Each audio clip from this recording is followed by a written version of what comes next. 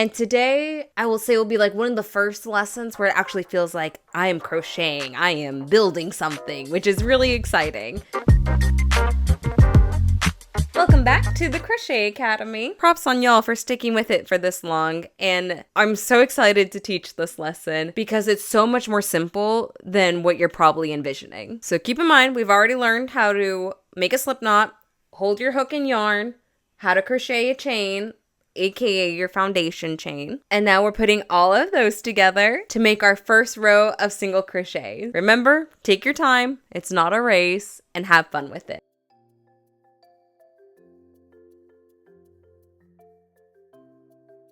Have a chain of 20 from the last lesson, and if you don't, go ahead and crochet that.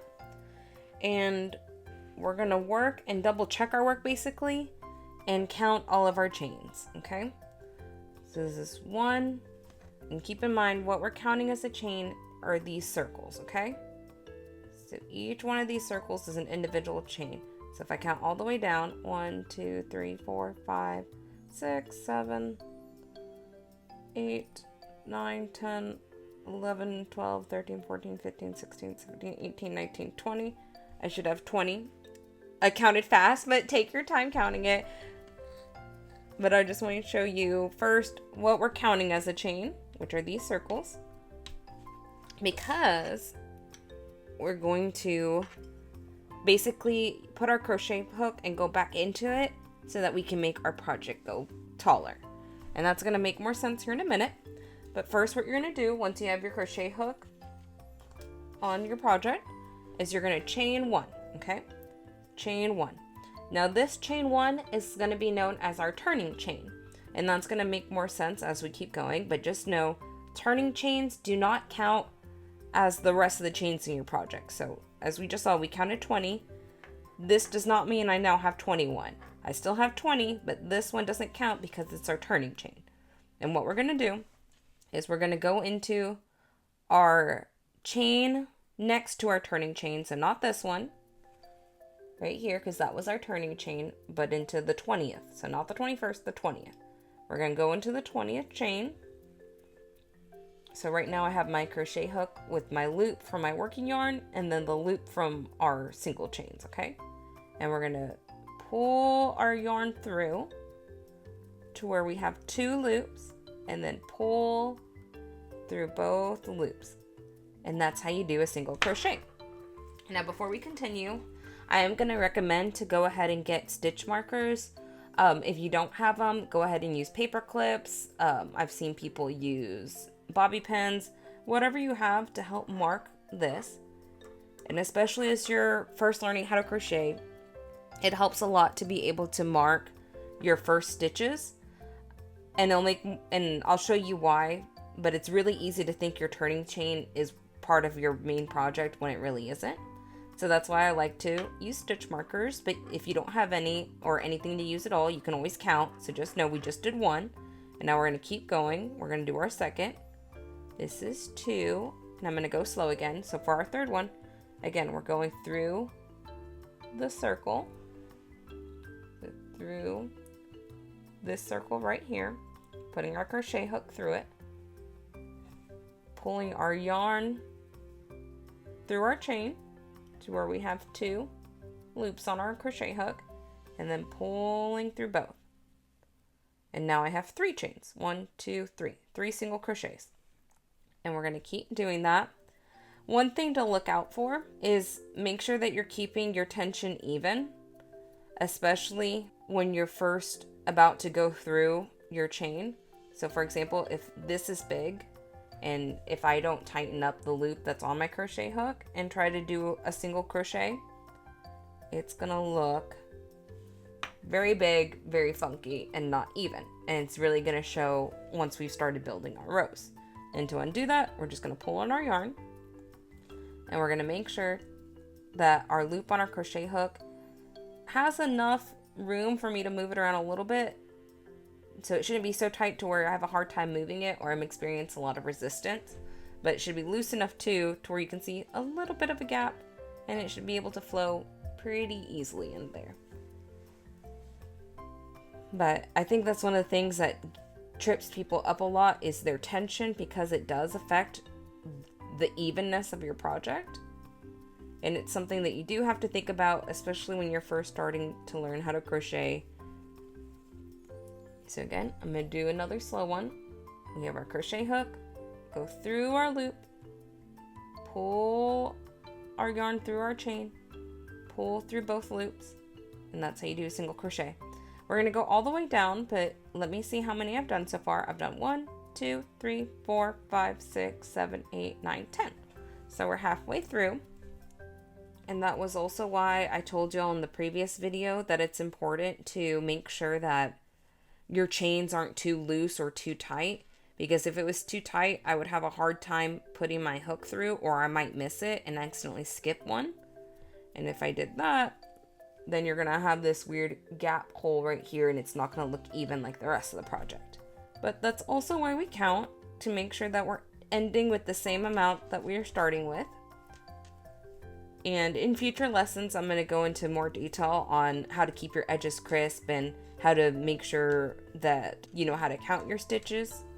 Because, for example, say if I keep missing stitches or I keep adding, that's how you get projects that start getting longer than they need to, or start narrowing out more. Because if I'm taking away chains or taking away stitches, then there's less single crochets that I can continue to do. Keep going. 18, 19, 20. Okay, so we're ready to turn our project again. So what we're gonna do is we're gonna chain 1, and remember this is called your turning chain.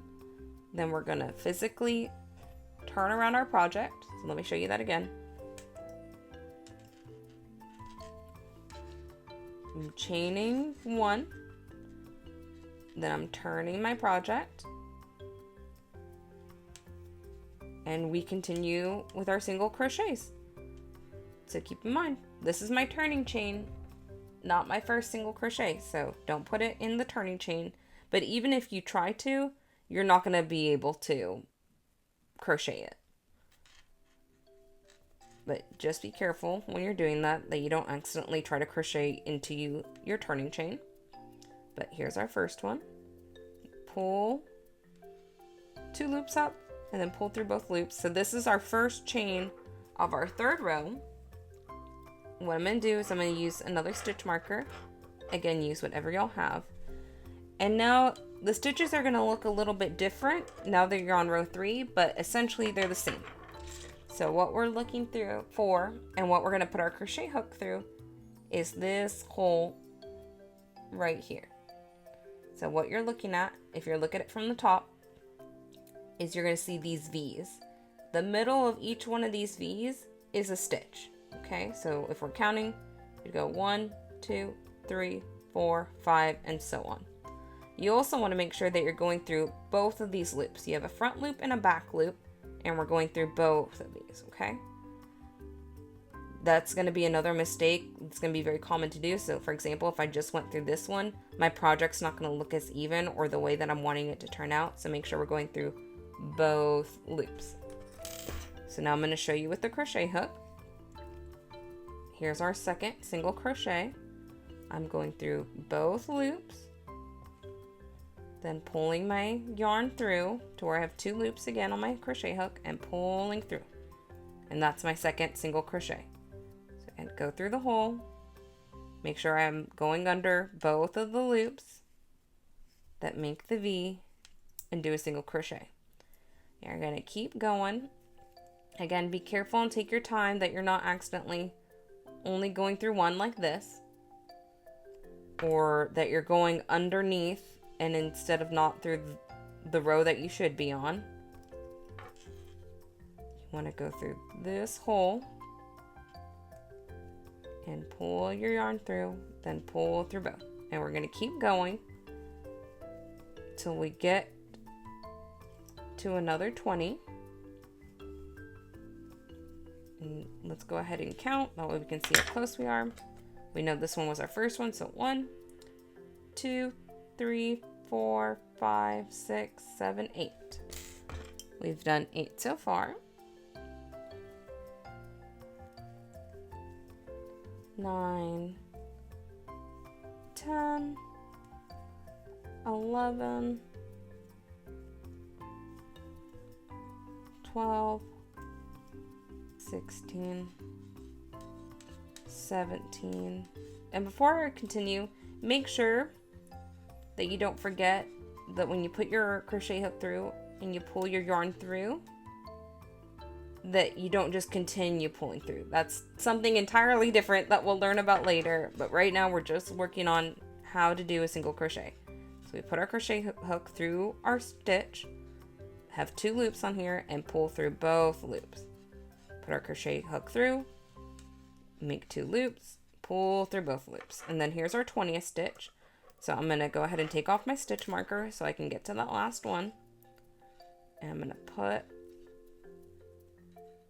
my crochet hook through, make sure that I have the 2 loops that I talked about earlier, and pull through both. Perfect. And then we just keep repeating that. So in order to turn it and keep working on making it bigger, I'm going to chain 1, turn my project, put my crochet hook back, go on this first stitch, chain 1, chain 2, and you can keep counting, and as long as you're good at counting / you don't forget where you're at, then you really don't need the stitch markers, but I still like to use the stitch markers. But you're just going to keep doing that, keep practicing. Again, take your time. The biggest mistake you're probably going to make is not going through the right hole or accidentally just picking up one of the loops instead of both. Okay, so we're going to keep going and go ahead and practice until you've made a few rows. I want you to kind of make a practice patch.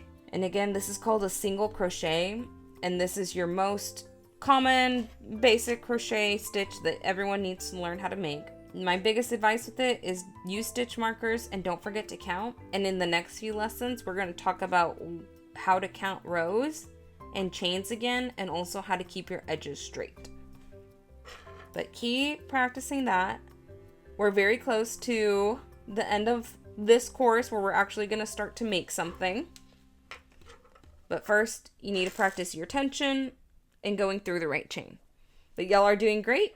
Keep practicing until you feel like it or you don't. You can make a little practice swatch this big. You can make it smaller. You can make it even larger. But practice makes perfect. So keep going. And this is going to help your hands know what to do better, but also help with your tension and consistency. Yay! Congratulations! Y'all have finished lesson 4.